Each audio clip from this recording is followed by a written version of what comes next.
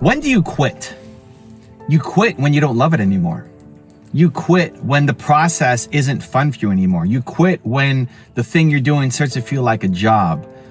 But if you still love it, you have to keep going. You have to find another way. You have to show up again today, because if you don't, you will spend the rest of your life regretting, wondering what could have happened if you just didn't quit today.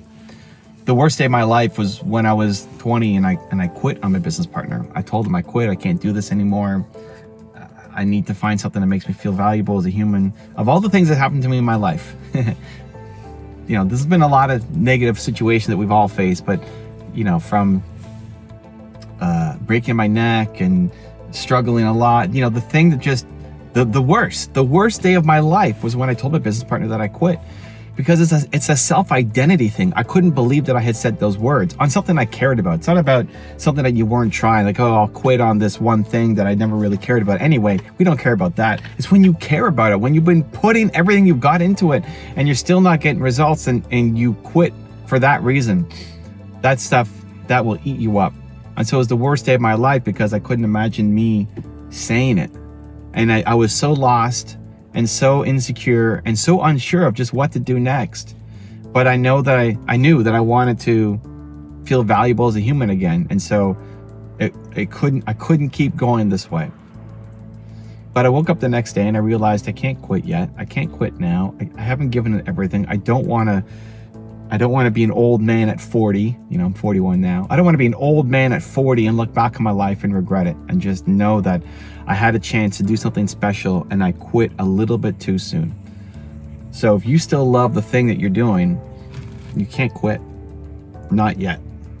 So how do you still get the momentum? How do you still get the motivation? How do you still keep going? I got 3 tips for you that I think will help.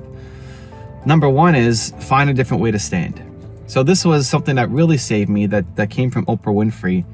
She said, I don't remember the exact quote now, but something about finding a different way to stand. You have to find a different way to stand. And it just really stuck with me to say, okay, what I'm doing may not be working yet, but still will have value. It's really hard to have that belief that everything I've done up to this point may not have worked, but if I keep going, will have value. I just need to find a different way to stand. I just need to find a different way of doing it. I just need to find another path. There's another way around it that I just haven't seen yet. And the path for me was modeling success.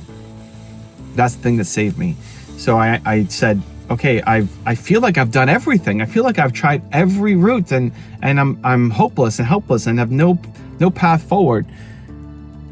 But seeing Oprah's quote, find a different way to stand, just gave me the hope and resourcefulness to say, okay, I'm going to find another way to do it. So if you still love doing it and it just hasn't worked out yet, step number 1 is find a different way to stand.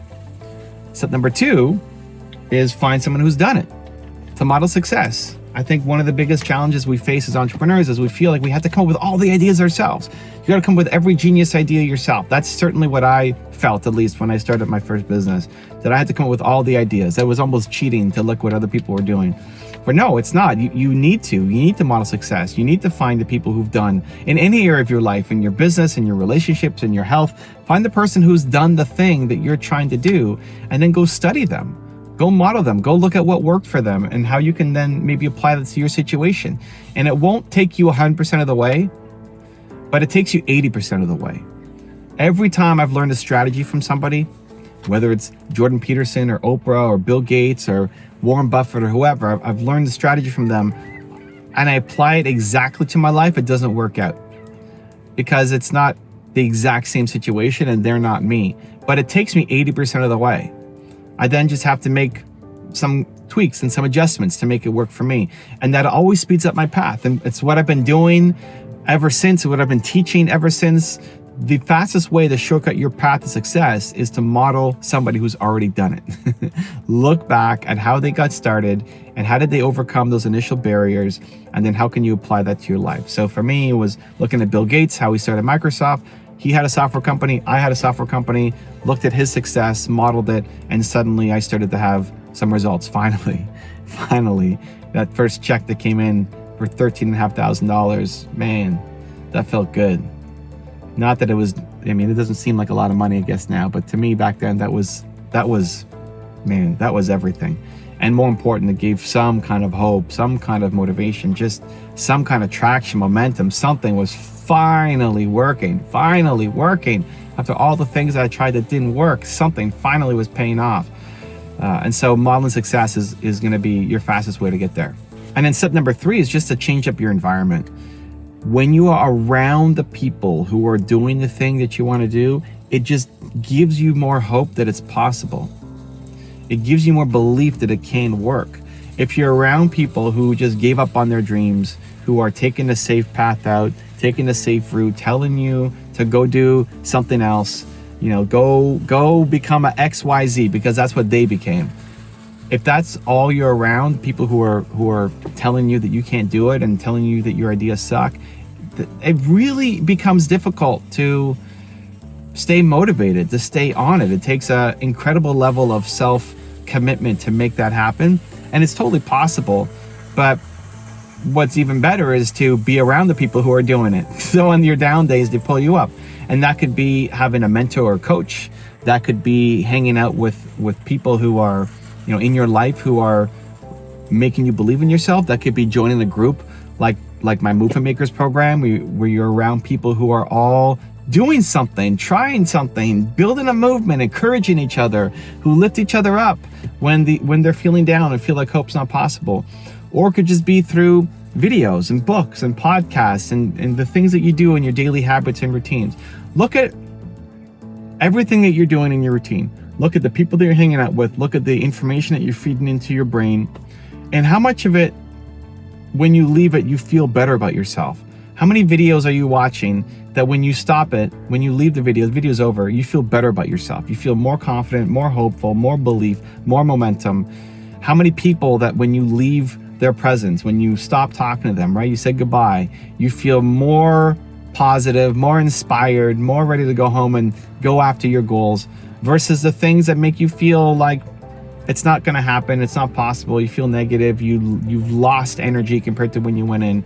And the more you can flip that to be more around the people, the resources, the energy that fill you up, even if it's just virtually, even if you have nobody in your life. But Evan, I have nobody in my life like that. Okay, not yet, first of all, right? You have nobody in your life yet that's like that. But you still have me, you still have these videos, you still have other channels and other podcasts that you can go and subscribe to and listen to, that if you're around consistently, will shift you forward, will pull you forward, will give you more momentum, will give you that extra little bit of encouragement and commitment for when you feel like quitting, when you feel like the world's against you, when you feel like it's just not happening, not yet, not now, not for you, that they lift you up, that they give you that extra little oomph to go one more day, and then soon enough, that one day, something happens. And you look back and you realize, man, am I ever grateful that I kept going?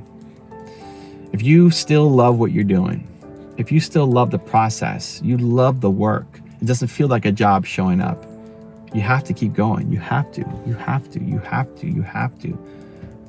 Because otherwise you're going to regret it. And I don't want that for you. I don't want you to be an old man or old woman and look back and say, back at this moment, right now, present day, I could have done something. I could have played bigger. I could have kept going. I could have made my mark and could have made my impact. You could have been a contender, but you didn't, because you were afraid and you quit maybe one day too soon. If you want another Evan Rant video that just might give you the confidence you need, check it out right there next to me. I think you'll enjoy it. Continue to believe, and I'll see you there. I love comparing myself to other people. I think it's healthy. I think it's inspiring. I think it can get you way outside your comfort zone. I think it can show you what's possible. I think most people can't handle comparing themselves to others because they use it as a kick down.